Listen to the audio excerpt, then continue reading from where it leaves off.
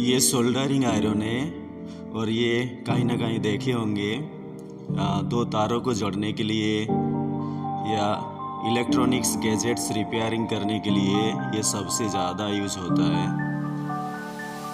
तो चलो इसके अंदर क्या क्या है, ये कैसे काम करता है, अंदर क्या क्या पार्ट्स है वो देखते हैं। Let's tier down